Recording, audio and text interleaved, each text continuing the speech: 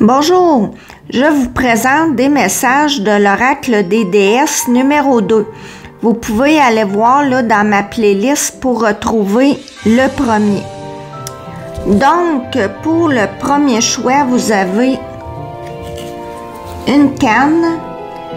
Deuxième choix, un sapin. Et pour le troisième choix, un bouquet de poinsettias. Alors, si vous avez choisi la canne, c'est Pelé qui vous parle de la passion divine. Soyez honnête envers vous-même, quel est véritablement ce que votre cœur désire. Et en parlant de cœur, on va cacher la nudité de Pelé. Donc, avec cette carte-là, on vous invite à vous poser les questions. Quelle partie de vous-même est-ce que vous tentez d'ignorer? Quelle partie de vous-même a trop cherché à faire plaisir aux autres au détriment de votre propre bonheur?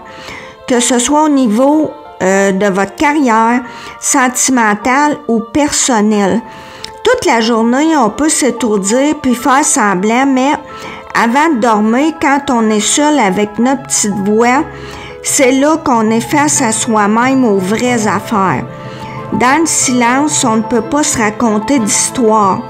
Se manquer de respect, c'est grave. Vous êtes la personne la plus importante dans votre vie.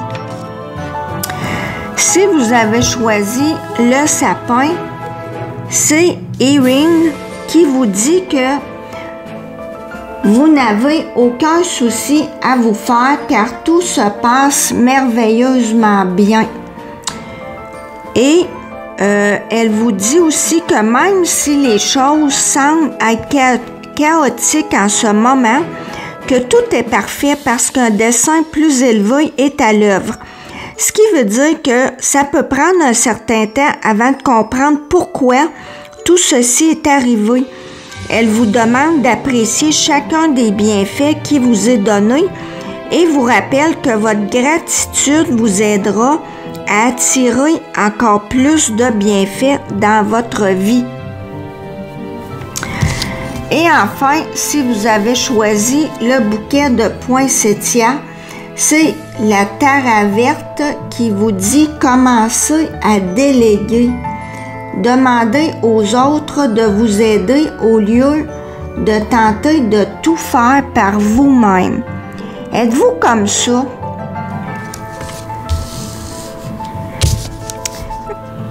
On dit souvent, j'aime mieux le faire moi-même, ça va être moins long, puis je vais être sûr que ça va être bien fait, j'aurai pas besoin de recommencer. On entend souvent ça, hein?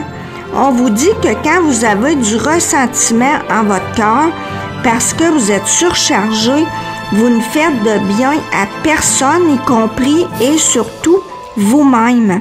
C'est contre-productif. Essayez pas là, de jouer à Superman, Superwoman, demandez de l'aide.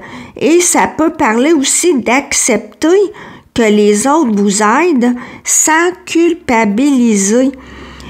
Entre donner et recevoir, ça prend un équilibre. Est-ce qu'il y en a encore qui font des vœux, là, qui prennent des résolutions pour la nouvelle année? Bien, moi, je vous inviterai à commencer votre liste.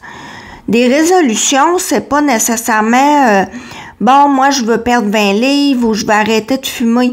Ça peut être cette année, je pense à moi. Cette année, je me mets au premier plan dans ma vie. Et là, je parle pas des parents de jeunes enfants. Là, c'est normal quand on a des jeunes enfants, on passe pas mal en dernier là. Mais je parle si vos enfants ne sont plus à la maison, sont adultes, au travail, dans votre couple, etc. Pensez à vous. Il y a personne, c'est comme, moi je dis toujours, c'est comme si vous faites le tapis, vous vous pilez dessus. Quand on se manque de respect à faire passer tout le monde avant nous, là. Il n'y a personne qui va arriver à côté de vous et vous dire « Je te donne ma vie, demande-moi ce que tu veux, n'importe quoi, je vais le faire. » Il n'y a personne qui va faire ça, mais nous, on le fait, par exemple. Alors, arrêtez ça, pensez à vous plus. Commencez votre liste là, de résolutions pour 2024. Ceci étant dit, merci de m'avoir écouté et je vous dis à la prochaine.